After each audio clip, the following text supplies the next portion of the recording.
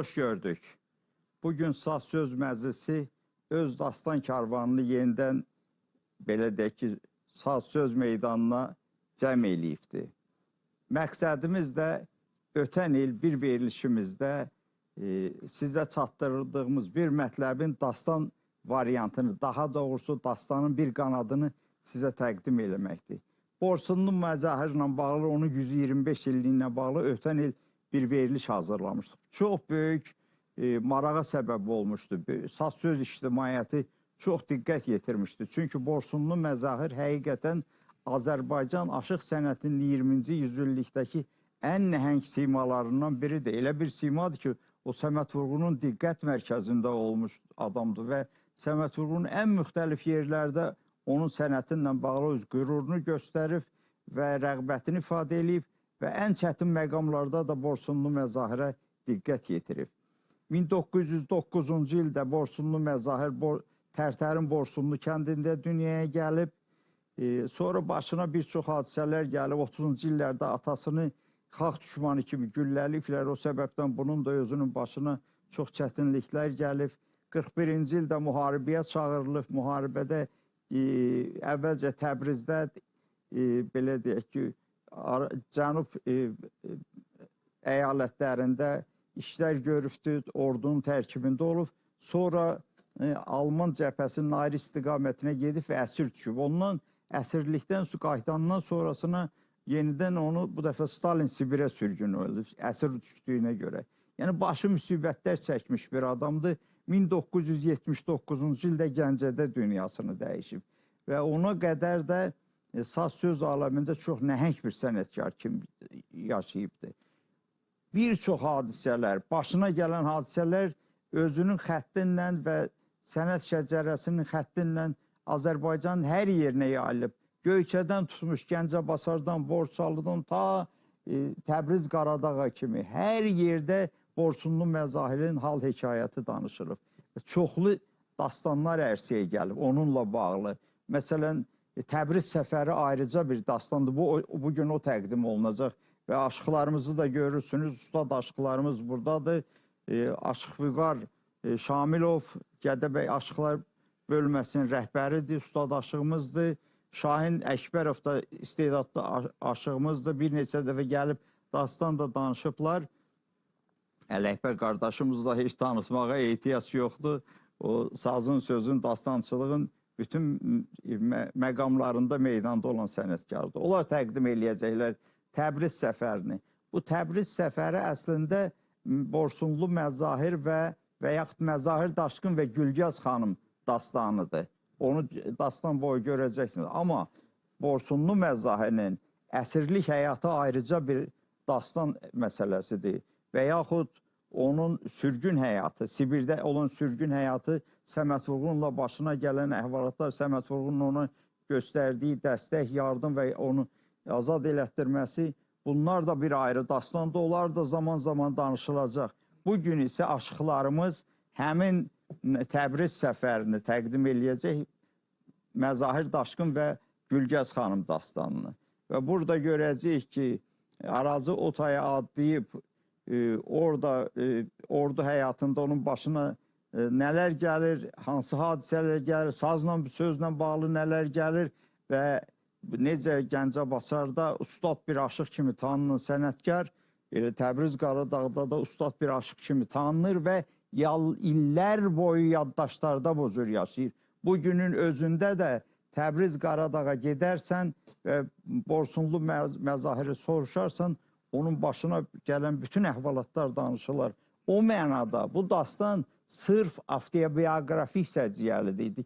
Yəni tərcümeyi hal xarakterli, olub-olmuşları əhatə eləyən bir dastandır. Vaxtı çox almayaq, aşıqlarımıza meydan verək. Buyursunlar. Bəli, dastanı başlamazdan əvvəl ustad qaydası ilə ustadləmə deməliyik. Könül bu dünyaya etmən etibar, şirin dilə tuf gəl deyəcəkdir. Bir gün şəllini edib tarımar, düşməni sana güldürəcəkdir. De kimin aldatmayıb vəfasız həyat, mənzilə çatmayıb hər qartal, qanat, sən el üçün yaşa, el üçün yarat, zaman bilməsə də el biləcəkdir. Cahan Cahangirə vermədi bacı, Kimya şirindir, kimyadan acı. Cədanın başına koysan da tacı yine cədalığını bildirəcəkdir. Daşkın dəhşətlərə şahidsən özün, deneler kaldı görmesin gözün. Çalış el dilinden düşmesin sözün. Bu dünya dediğin seneden öldürecekti. Ustadan bana bir demez, iki diyer, biz de değil, iki olsun düşünmenin ömrü puç. Buyur Şahım müəllim. Dünya sende bir itibar görmedim. Söyle görün mehribanı neyledin? Baxta saldım, heç gülünü dermedim.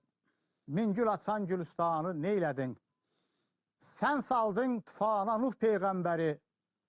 900 mil keçib o vaxtdan bəri. Dünya sərkərdəsiz Şah İskəndəri. Saldın taxtdan Süleymanı neylədin? Neylədin ey zalım, dərdli Fərhadı.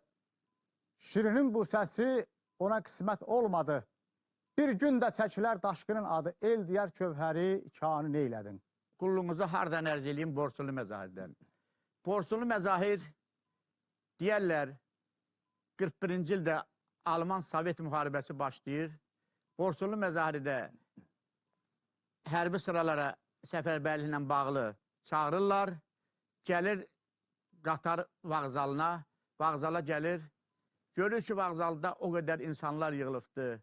Hamı müharibənin səbəbkarını lənətləyir. Xalq əzini, kimisi nişanlısını, kimisi dostunu müharibəyə yola salır. O cümlədən bu tərkibdə Aşıq Yusuf da müharibə cəlb olunmuşdu. Bu da Borsulu Məzahirin yanındaydı. Deyərlər, Borsulu Məzahir həmin axşam o hərbiçilərin içində qatara mindirirlər, üzü Gürcüstana, Tiflisə tərəf yol başlayırlar. Daşkın Məzahir Azərbaycandan ayrılanda könlük var edir. Dedi Aşıq Yusuf, sinəmə bir ki xanə söz gəlibdir. İzin versən onu deyim, qalsın yadiyar. Görək el havasından Daşkın Məzahir nə deyir, eşidənlər şad olsun.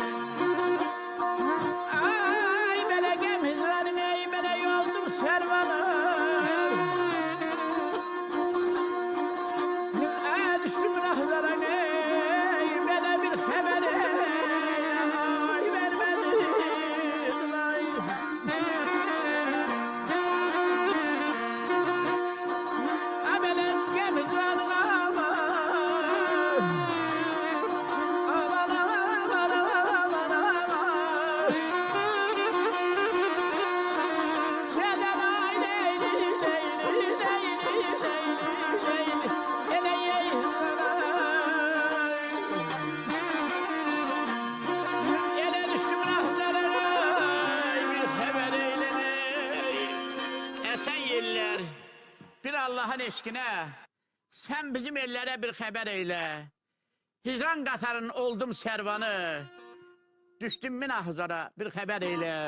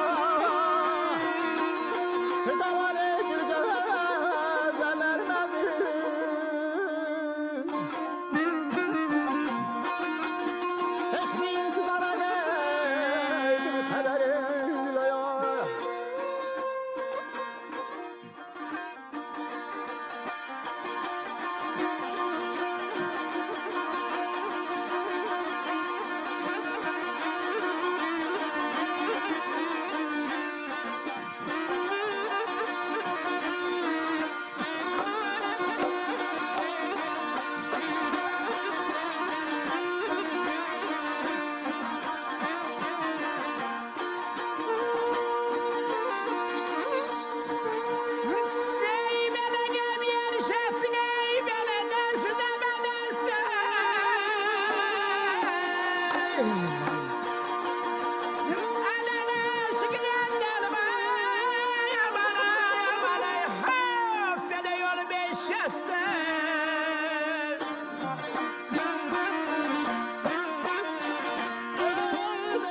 bilir gələr bu qədərdin alım ey məzahir xəstə. Dostdan ey vəfadara bir xəbər elə.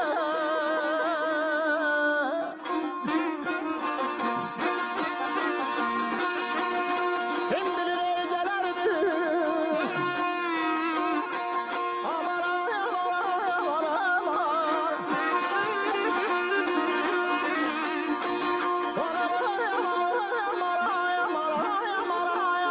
ay aman Çaman mehmanım olam.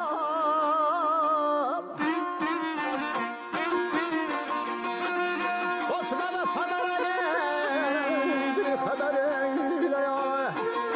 Gəm yeriş etdi dəstə bədəstə, aşıqı əndəlib olub şəstə, gələrmi bu yerlərə məzahir xəstə, dosta vəfdada bir xəbər ilə. Bəli, söz tamama yetdi artıq, Qatar Azərbaycan sərhədlərini keçir, üzü Ermənistana tərəf. Gəlir axşamüstü, Hamamlı stansiyasında dayanır, əsgərlərin hamısı tökülür, həmin axşam orada qalır və oradan üzü Naxçıvana tərəf. Gəlir, Naxçıvanda, bir axşam Naxçıvanda qalır, oradan da o tərəfə Arazın o tayına keçir. Bəli, Culfadan aralandan sonra hər ki, Aşıq Yusuf ilə Məzahir ikəm köyrəlirlər. Gəlir, axşam tərəfi saat təxminən gecənin bir vaxtında Təbriz şəhərinə çıxırlar.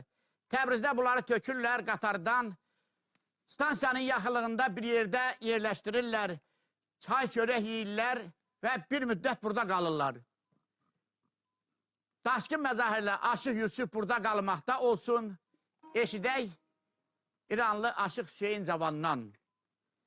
Aşıq Hüseyin Cavan Təbrizdə tanınmış ustadlardan biriydi. Elə olur ki, həmişə arayıb axtarır ki, görüm Gəncə Basardan bir dost tanışdan kimi görə bilirəm? Bir hal əhval tutum. 38-ci ildən bəri Aşıq Hüseyin Cavan İrandan, Təbrizdən yəni Azərbaycana gəlmirdi. Elə bu soraqda axtarırdı. Dost tanışlardan biri dedi ki, bəs deməzsənmi?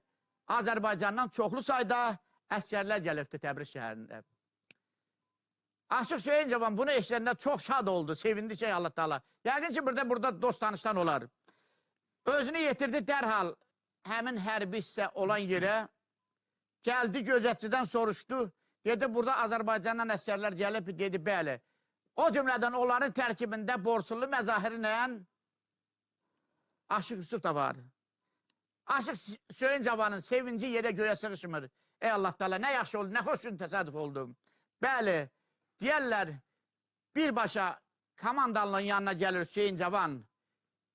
Məsələni çatdırır onlara, deyir ki, Daşkın Məzahirlə Aşıq Yusuf'la hökmən məni görüşdürməlisiniz. Bəli, Daşkın Məzahirlə Aşıq Yusuf'u gətirirlər Hüseyin Cavanın yanına, görüşürlər, öpüşürlər. Hal əhval turlar 1-2 saat, 3 saat Gəncədə olan əhvalatlar, dost tanışları haqqında məlumat alandan sonra Aşıq Hüseyin Cavan bunlarla xudafizləşir, evinə gəlir. Aradan bir müddət keçir, bir neçə dəfə belə görüşləri olur. Bir gün Hüseyin Cavan fikirləşir ki, qoy bunları bir evimə qonaq aparım. Bəli, gəlir komandanlığın yanına Hüseyin Cavan Borsullu Məzahirlə Aşıq Yusuf'a icazə alır, öz yerinə qonaq dəvət edir. Gəlirlər, axşamüstü otururlar, evdə də bir neçə ayrı aşıqlar da dəvət edilibdi. Tacir dostları dəvət edilibdi. Görüşürlər, çay çörək. Bundan sonra Aşıq Hüseyin Cavan Borsul Məzahirə üzünü Türkçe qardaş. İndi bilirəm, müharibədir. Bu, onsuz da dünya insanlarına bir bəladır. Mən bilirəm, qanı qaraçılıqdır, amma izin versən, sənin gəlişi münasibətlə o qara sazı divardan düşürüm. Bir-iki xanəsiləmə söz gəlib, onu deyim, qoy biz də şad olaq. Dedi, qardaş, mən də sənin nə vaxtı səsini eşitmirəm, həsrətində döyülənmi? Buyur, sazı gətir. Bəli, Aşıq Hüseyin Cavan sazı gətirir, zilini zil, bəmini bəm, sinəsi üstə müstəcəm eləyir, görək abalavan çələkbər. Kahraman havasından. Evet, evet. Ne dedi? Eşneden aşağıda olsun.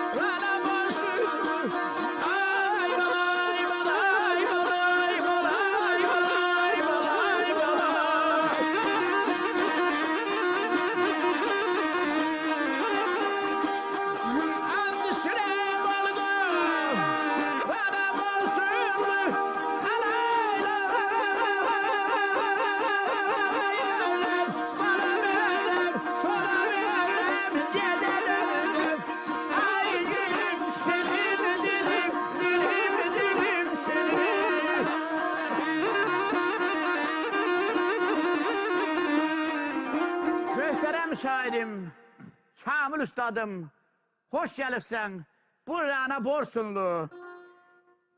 İçinizi de gördüm, valla çok sevindim. And içirem, ol Kur'an'a Borsunlu. And içirem, ol Kur'an'a Borsunlu.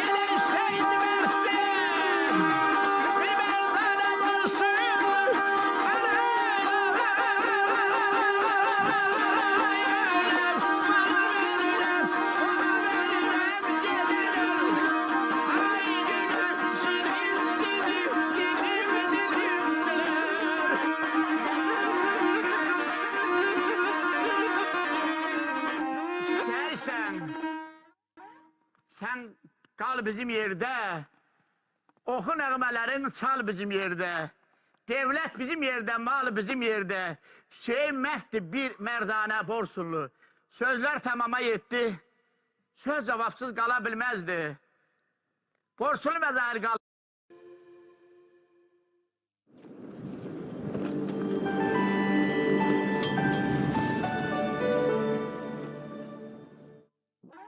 Sen kal bizim yerde. Oku nəğmələrin çal bizim yerde. Devlet bizim yerde, mal bizim yerde. Hüseyin Mehdi bir merdane borsullu. Sözler tamama yetti. Söz cevapsız kalabilmezdi. Borsullu mezahir kalıktı. Görək Cəlil havasının abalamancı. Ne deyir eşlənlər şad olsun.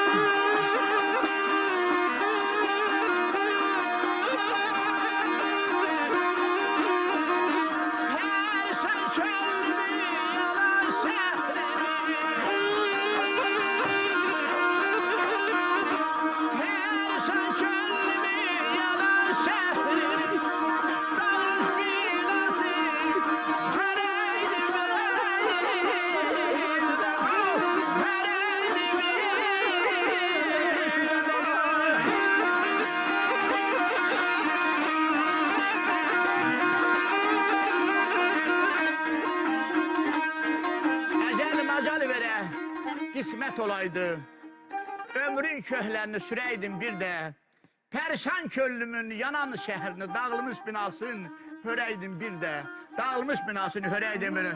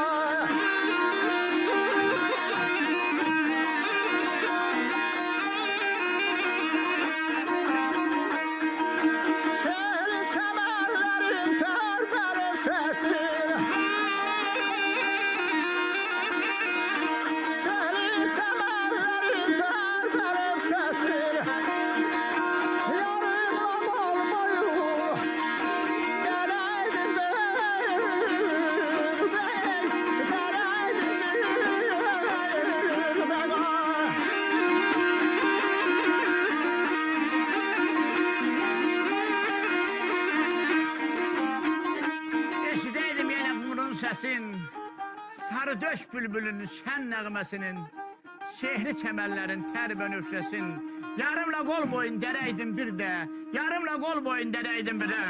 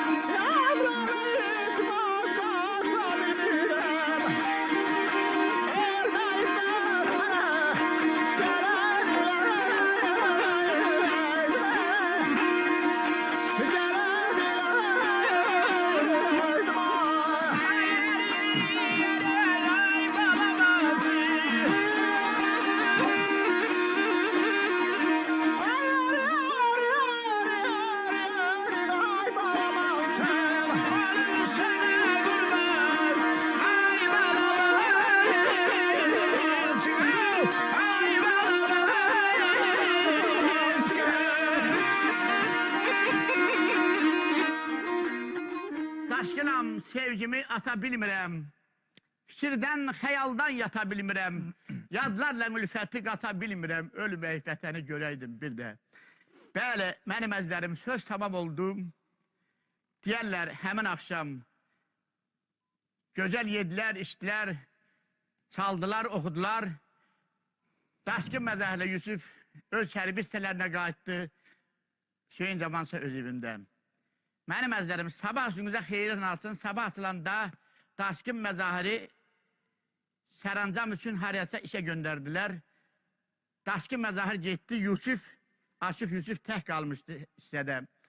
Biraz darıxdı, o yana bu yana baxdı. Dedi, gedin bir Təbrizi hərrənim, şəhər hərrənim. Gəldi hərrənə, çıxdı Aşıq Hüseyin Cavanın çayçısına. Çayçıya gəldi, çayçının qabağına çıxdı, gördü ki, çayçının qabağında çoxlu adamlar yığılıbdı. Salam aleyküm, aleyküm. Soruşdu ki, bu cemaat nə yaxşı yığılıbdı? Dedilər, bəs deməzsən mi? Burada şair Səyyah adında bir şair var. O aşıqlar başında gəlib Hüseyin Cavanın çayçısında əyləşibdi. Cemaat da içəri doludur, girməyə yer yoxdur. Aşıq Yusuf bir təhəri özünə yer tapıb içəri girdi. Salam kəlamdan sonra gördü, çayxananın o başında bir nurani ağsaqqal əyləşib. Ağsaqqal Aşıq Yusufu görən kimi əli ilə işarə elədi, yanına çağırdı. Dedi, buraya gəl. Gəldi, elə bil ki, qan çəkir. Gəldi, salam aleyküm, aleyküm, oğul. Haralısın, dedi, Azərbaycandan Gəncədənəm. Dedi, zalimin balası, mən də Gəncədənəm. 10 yaşımdan çıxmışam Gəncədən. Ailəli ki, atam, anam köçüb Təbrizə gəlmişik. 10 yaşımdan sonra mən Azərbaycana qayıtmışam. Çox gözəl. Dərhal Aşıq Yusuf'a bir stol gətirdilər. Əyləşdi Aşıq Yusuf. Söhbət uzandı. Aşıqlar qalxdılar değişməyə, çalıb oxumağa. Səyyah da oturmuşdu çayçının baş tərəfində. Aşıq Yusuf gördü ki, aşıqlar oxuyur. Bizim ustad Aşıq Ələsgərin bir məşhur şeirini oxuyur, Aşıq Səyyahın adına. Aşıq Yusuf buna dözə bilmədi. Dedi, qağa, o bizim Azərbaycandan olan Aşıq Ələsgərin şeiridir, oxuduğum şeir. Deyəndə tez şair Səyyah orada qaldı ki, qaqa söz oxuşar da, niyə sözün ortasını yardırırsan? Dedi, qaqa, mən yardırmıram, bu Aşıq Ələsgər, ustad Aşıq Ələsgərin qoşmasıdır. Dedi, sən nəçisən, nə çağırasan? Dedi, nəyinə lazım, mən də aşığam. Elə bilməz təhcə bu şeiri bilirəm. Mən də Aşıq Ələsgər yaracığına bələd bir aşığam. Dedi, aşıqsansa onda gir meydana. Aşıq Yusuf Tacir İbrahimin üzünə baxdı. Tacir İbrahim ayağa qaldı, dedi, ağam, elə deyil. Aşıq Yusuf bizim Təbriz şəhərində qonaq da Azərbaycandandır. Burada değişmək olmaz. Vaxt vədə kəsək, nə vaxt istəyirsinizsə, gəlin, bizim evdə necə istəyirsə elə değişərsiniz. Bəli, razılaşdılar, ustad dili yürək olar deyərlər. Vaxt vədə gəldi, çatdı. Borçlu və Zəhərin yanına gələn kimi Aşıq Yusuf əhvalatı ona danışdı və hərbi hissə komandanlığından icazə aldılar ki, bəs deməsənmi, şahis bizi değişməyə çağırıbdır. Bəli, hərbi hissə komandanlığında bunlara razılıq verir. Deyir ki, qardaş, bura Təbriz şəhəridir, İrandır. Qələbəsiz bura qayıtmaq yoxdur. Qələbə çalıb gələcəksiniz. Başda ağam. Bəli, ilk öndə Aşık Yusuf yanında bir neçə zabit, yani mülki formada geldiler Hacı İbrahim'in evine. Birazdan sonra da Daşkın geldi. Ama Daşkın'ı burada ne Şah Səyyah tanımır, ne de hiç kəs tanımır. Aşık Yusuf'u ama çok tanıyorlar artık burada. Bəli, deyərlər, bunlar geldiler qabaq-qabağa. Görək burada Aşık Yusuf'a Səyyaf ne deyir? Biz ne işidirik? Güngör şəhərliyinin. Buna bəzi yerlərdə Məryəm müəllim göz eləməsi deyirlər. Bu havanın adı Güngör şəhərlidir.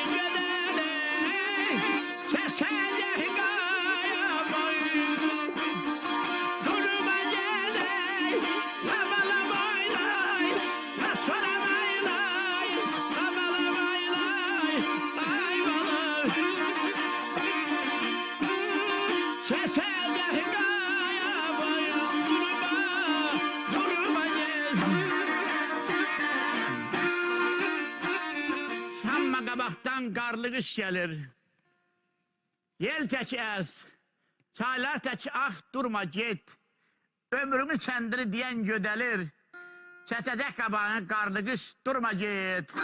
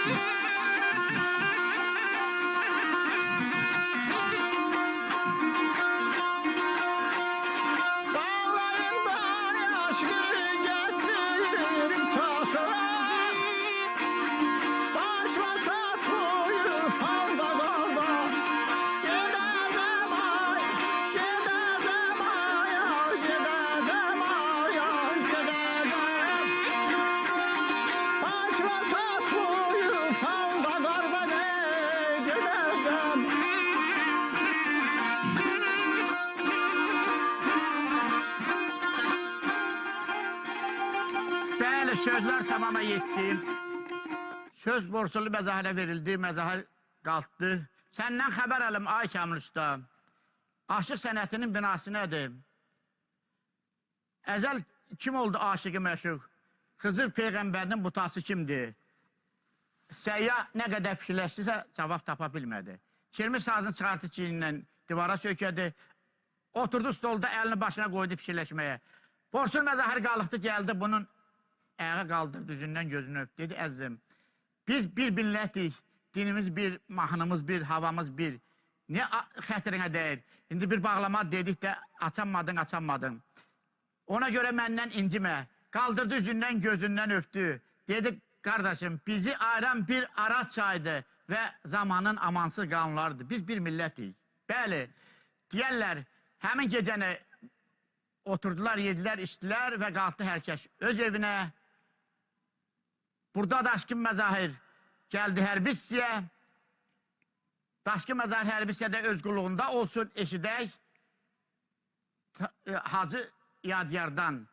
Tacir Hacı Yadiyar, onun gözünün ağı qarası bir dənə Gülgəz adında bir xanım var. Gülgəz xanım da xanım idi. Gözəlliyinin həddi hüququ yox idi. Aləmə səs salmışdı, 20 yaşında cavan qız idi. Bu əhvalat buna çatan kimi dedi, nə olur olsun, Borçlu Məzahir və Aşıq Yusuf mənim meydanıma gəlməlidir. Bəli, deyərlər, adam göndərir Tacir İbrahimə, o bilir ki, Tacir İbrahimlə dostdur. Ona görə Tacir İbrahimin yanına adam göndərir. Gülgəz xanım ki, Aşıq Yusuf ilə Borçlu Məzahiri mənim meydanıma gətirir. Bəli, Borçlu Məzahiri və Aşıq Yusuf gəlir bir yerdə bunların evinə. Gələndə görür ki, həqiqətən gözəl bağ, bağça, çar hovuz, yanında güllər. Eydilir, göz istəyir ki, buna baxsın. Bəli, bunlar keçdilər yuxarı qonaq otağına. Yusuf ilə birgə, o cümlədən Hacı Tacir İbrahim oturdular qonaq stolunda. Biraz aradan keçmişdi. Gülgəz xanım yanındakı əmsi qızını göndərdi ki, geçsin, qonaqlar aşağı hazırlanan stola gətirsinlər. Bəli, Daşkın Məzahiri və Aşıq Yusufi Tacir İbrahim gətirdilər qonaqlar əyləşən yerə. Gəldilər, gördülər, burada başqa tacirlər də əyləşir, daşqlar var. Burada çay çörək yedilər və dedi ki, Borçlu Məzahir, mən sənin adını eşitmişdim, Koroğlu deyirdi, idin adını eşit, üzünü görmə. Mən sizin adınızı eşitdim, sizi bura meydana dəvət elədim. Biz değişəcəyik. Qayda qanunda bilirsən ki, bax belədir. Əgər sən məni bağlasan, mən səninəm, sən də məni bağlasam, mənim yanımda qalacaqsan. Razlaşırlar, Hacı Xudayar da razlaşır ki, qalsınlar, neynə görə işinə göstərir. Beləncə də olur, bunlar qabaq-qabağa gəlirlər, deyişirlər. Yəni, söhbət vaxt baxımından çox uzundur. Mən biraz geniş formatda danışmıram. Bunlar hər ikisi qabaq-qabağa gəldilər, deyişdilər, əhd-ilqar elədilər ki, bəs bu gündən sonra nə olur olsun, Gülgəz xanım dedi, mən səninəm, sən də mənim. Yəni, Borçlu Məzahir burada Gülgəz xanımı bağlayır. Amma Hacı Xudayar atası vermək istəmirdi. Qızı ki, bilirdi ki, Daşkın Məzahir burada az müddət qalır. Ola bilər sabahda, sərəncam gələr, bu çıxıb gedər hərbisidir.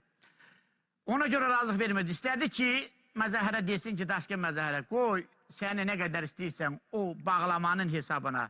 Gülgəz xanıma görə nə qədər istəyirsən qızılla, pulla səni yola salım, sən git. Amma Daşkın Məzahir dedi, yox, sevgini, torpağı, vətəni qızıla pula satmaq olmaz. Söz sözdür. Bəli, beləncə də olur, amma Gülgəz xanım da bir könüldə, min könüldə Borçlu Məzahirə aşıq olmuşdur. Bir axşam sözüm ona Məzahir Daşkın növbətçi idi telefonda. Aşıq Usufa bildirir ki, Gülgəz xanım, deyinə xəbər çatdır ki, Daşkın Məzahirə, atam mənim yoxdur burada, dükkanındadır, anam da, əməm qızı Gövhər Tacla Mehri xanım Zəncandadır.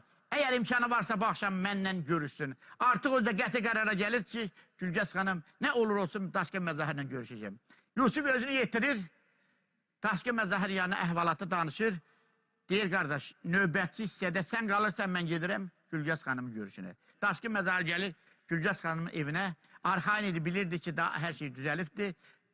Gülgəz xanım onun yolunu gözləyir. Gəldi, Gülgəz xanım yatan pəncərənin qabağına bahar vaxtıdır. Ay doğu, süd kimi. Gəldi aynadan, pəncərədən baxdı, gördü ki, Gülgəz xanım yatır, yuxudadır. Qiymadı yuxudan qaldırmağa bunu. Biraz aşağı çöməldi, oturdu, durdu. Yenə Gülgəz xanım oyanmadı ki, oyanmadı. Bu vaxtı gördü, bahar vaxtıdır. Gördü, ağacın başına bir bülbül düşüyor. Həzin oxuyur. Başladı Məzahir Daşkın ürəyində qım-qım eləməyə. Abalamançı. Burada kökü dəyişəcək. Həm səni yoxlayacaq, həm Aşıq Şahini. Görək burada köhnə gözəlləməklə, aran gözəlləməsi deyirlər buna. Görək burada Daşkın Məzahiri nə deyir? Eşidənlər şad olsun.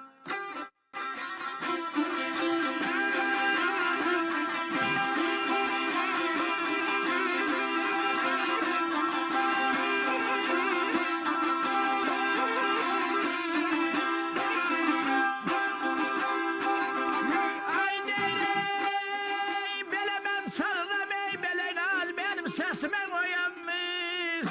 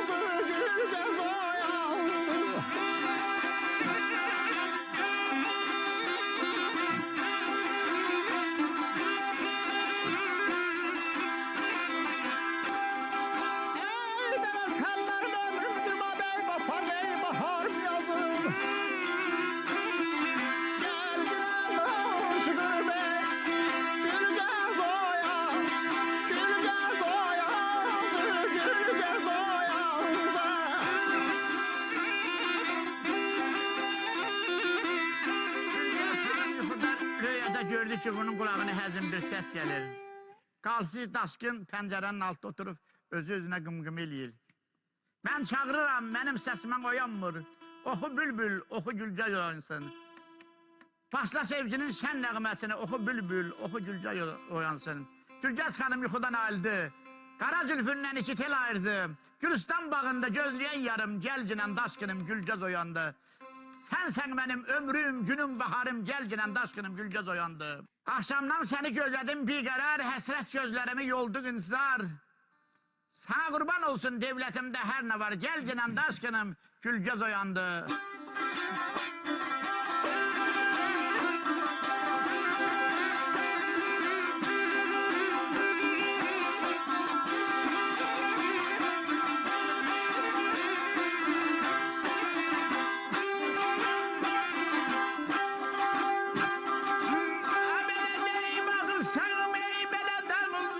Kər gözləyir,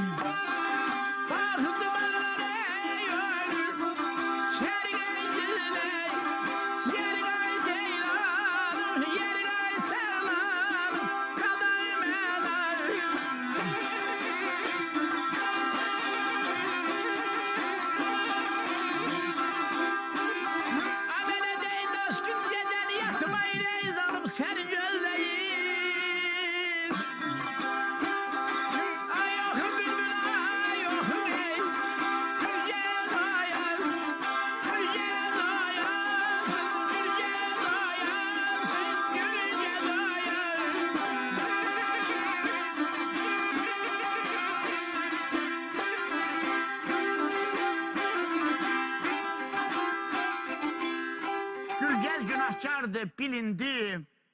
Şeyde bülbül, gel koynuma girindi. Bahar gecesidir, vallahi yuxu şirindi. Gel gelen daşkınım. Gülgez oyandı, sözler tamama yetti. Gülgez hanım plekanla geldi gece libasında. Akşamın xeyir, gecen xeyir dedi. Dedi bu vaxtı, vaxtsız gelen qonağa heç salam da vermirlər. Dedi yox Daşkın, sen benim həyatım, her şeyimsən. Daşkının ilk dəfə, Daşkın onun elinden tuttu, telini sığalladı, telinden öptü. Eve seçtiler, çay içtiler, çörək yediler ve hemen akşam Daşkın Gülgez hanımın qonağı oldu. Mənim əzlərim deyərlər, sabah açıl, sabah üzünüzə xeyrin alsın. Sabah Aşıq Yusuf da geldi, Gülgez hanımla görüştü.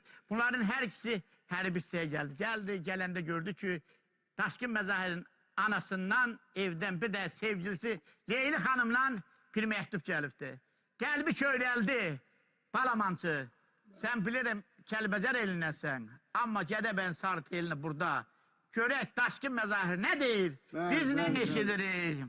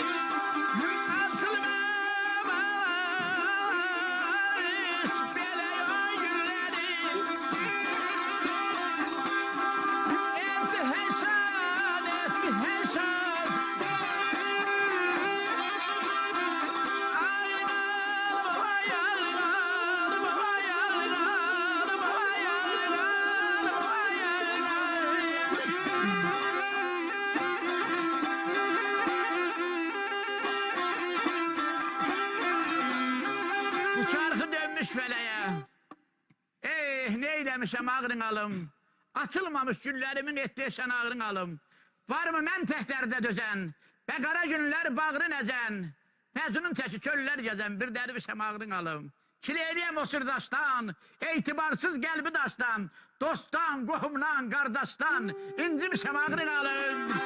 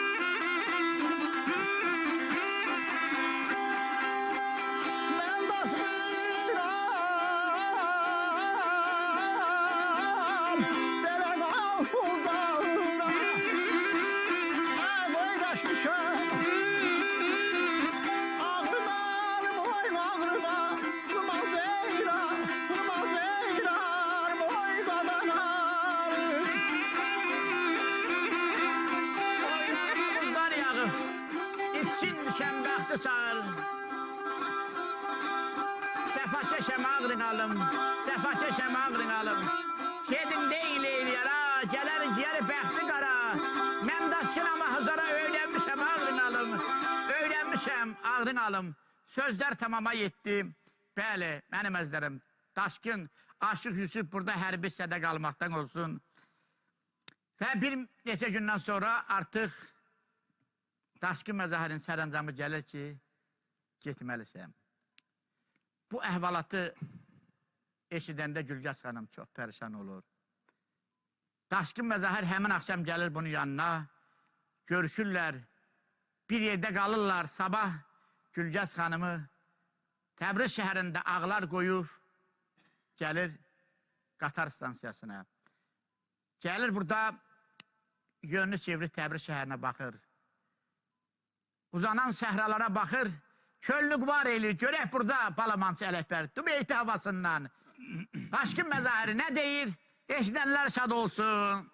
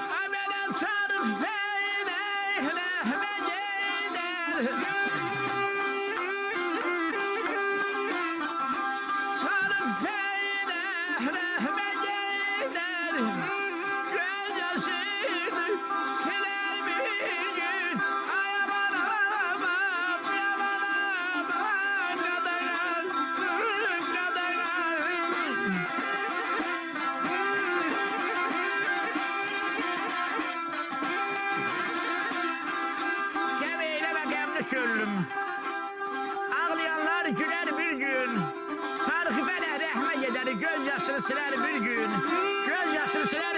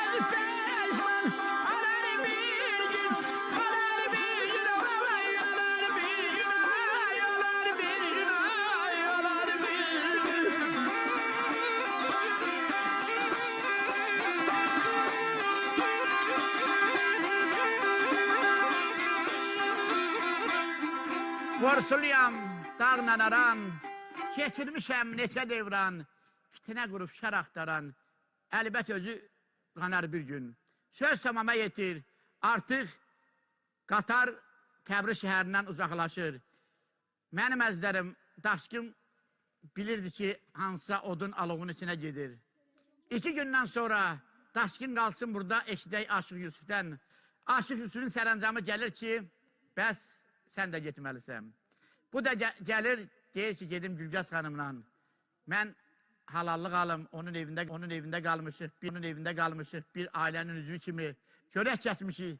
Gəlir Gülgəz xanım yanına, gələndə görür ki, Gülgəz xanım bahar buludu kimi dolubdu. Gəlir, görüşürlər, deyir, Gülgəz xanım, artıq sabahları mən də gedəcəm. Bunlar burada Gülgəz xanım, onun yol azıqəsi üçün yaxşı tədarik görür. Aşıq Yusufu gəlir stansiyada, qatara mindirir, yola salır, yola salanda ağlayıb deyir ki, Aşıq Yusuf, yəqin ki, sən nətəri olmasa Daşqınla görüşəcəksən. Daşqınla görüşəndə deyərsən ki, Daşqın, Gülgəz xanım dedi ki, mən ölədən ölələcəm, səni unutmayacağım. Sən bu sözü heç vaxt yadından çıxartma. Ölsəm qara torpağımı. Amma qaydanda, əgər Allah qismət eləsin, sağ-salamat qaydanda məni görməmiş olmasın. Və beləcə də Aşıq Yusufu yola salır. Aşıq Yusufu qatara minir, yavaş-yavaş gedir. Amma Gülgəz xanımın halı o haldan döydü. Gəldi evə, əmsi qız Gövhərtaş, anası Mehri xanım və xalası qız Nərgiz xanım hamısı yığılır bunun başına, buna təsəlli verirlər ki, Gülgəz xanım, ağlama bəsdir. Bu yerdə Kərəm gözəlləməsindən görək. Nədir Gülgəz xanım, eşidənlər şad olsun.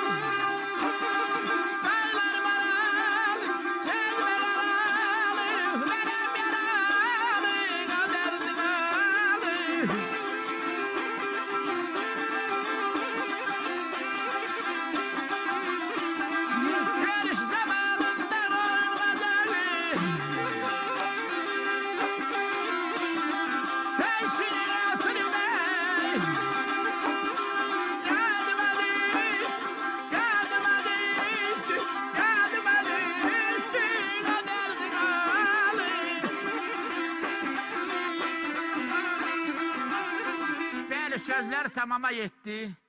Aşıq Yusuf ilə Borsulu Məzahir qatarla Təbrizdən artıq uzaqlaşırdı. Amma Gülgəz xanımsa ağlar qalmış Təbriz şəhərində.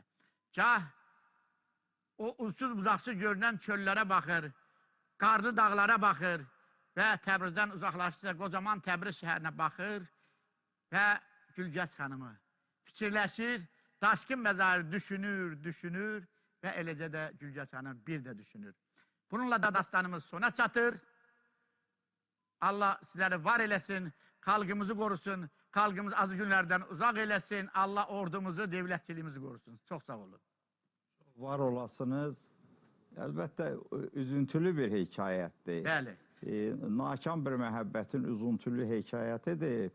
Və içimdən də bir səs gəlir ki, bu Borsunlu Məzahirin hal hekayətinin, onun yəni dastanvarı o ömür yolunun harası üzüntülü deyil ki. Bəli. Başlanğıçda atasını xalq düşmanı kimi güllələmişdilər və özünü də bütün məsələlərdən təcrid eləmişdilər. Sonra Təbrizdə başına bu işlər gəldi. Daha sonra Avropada getdi, əsir düşdü. Əsir həyatı yaşadı. Orada legionerlərlə birlikdə Azərbaycanın milli mücadiləsinə də qoşulmuşdu. O səbəbdən də geri gələndə 45-ci ildə o Stalin rejimin qurbanı oldu, sürgün olundu. Bəli. Və 45-ci ildən 56-cı ilə qədər Səməd Vurğun ölənə qədər o sürgün həyatı yaşadı. Məhz Səməd Vurğunun Fadeyevlə xidmətləri sayəsində sürgündən qurtuldu, gəldi və gələndə gördük ki, Səməd Vurğun dünyasını dəyişib. Ondan sonra Gəncədə yaşadı, müəyyən fəaliyyət göstərirdi, amma daim diqqətdə idi. Yəni, belə deyək ki, o dövlət təhlükəsizlik xidməti daim bunu diqqətdə saxlayırdı və çalışırdılar ki, çox da xalqın arasında çox görülməsin. Bu mənada onun həyatı doğrudan da çox məşəqqətli idi və 79-cu ildə 70 yaşında təqribən dünyasını dəyişdi. Bu müddətdə keçirdiyi bütün istirabların hamısına baxırsan, əsirlik həyatı, sürgün həyatı, Təbrizdə başına gələn müsibətlər çox istirablı bir dastandır və onun bir hissəsini də siz çatdırdınız. Mən belə düşünürəm ki, gələcəkdə o Borsunlu Məzahirin dastan hekayəti daha sistemli şəkildə hazırlanmalıdır və əsirlik həyatı da, sürgün həyatı da bu Təbriz səfərinlə birlikdə bir yerdə təqdim olunar, yaxşı bir təqdimat olar. Amma bütün hallarda bir ustad aşıq kimi Vüqar sənə xüsusi təşəkkür edirəm. Bizim istedadlı ustad aşığımız Şahin də sənə dəstək verdi. Çox gözəl təqdimat elədiniz. Balaban ustadımıza da söz ola bilməz. Doğrudan çox, belə deyək ki, unikal şəkildə, çox mükəmməl şəkildə sözləri və havaları bir-birinə caladı və xoş bir ovqat yaratdı. Əlbəttə, bu dastanını biz niyə istədik ki, bu səslənsin? Keçən il bizim verilişimiz efirə gedəndən sonra Borsunlu Məzahirlə bağlı dönüb məktublar oldu, zənglər oldu ki, Borsunlu Məzahirin hal hekayətləri, səfərləri, onunla bağlı əhvalatlar aşıqların dilindədir, sinəsindədir. Ustad aşıqlar gəlsinlər, danışsınlar. Mən xatırlayıram ki, vaxtı ilə Mais Gəncəli böyük ustadımız bu dastanın bir hissəsini gəlib danışmışdı bizim verilişimizdə. Çox təsirli və çox adamı mütəəssir eləyən bir dastan idi. Yenə də bizim aşıqlarımızın sinəsində var, Tərtər aşıqlarının, Gəncəbasar aşıqlarının, Tovuz, Gədəbəy aşıqlarının, hər tərəfdə aşıqların sinəsindədir və illah da biz Təbriz Qaradağa getdiyimiz zaman orada görürük ki, ustad aşıqların hamısının sinəsində belə deyək ki, bu dastanın müxtəlif qanatları var, çox təsirli səhnələri var. Ustad budur. Ustadın yaşamasının yolu da bu sənət yoludur. Onu sizlər yaşadırsınız. Mən xüsusi təşəkkür edirəm. İnşallah zaman içərisində Borsunlu Məzahirin sürgün həyatından bağlı, əsirlik həyatından bağlı çox maraqlı epizodlar bizim verilişlərimizdə səslənəcək. Bir daha təşəkkür edirik. Yenidən xoş günlərdə, dastanlı günlərdə görüşmək arzusundan sağ olun, sağlıqla qalın.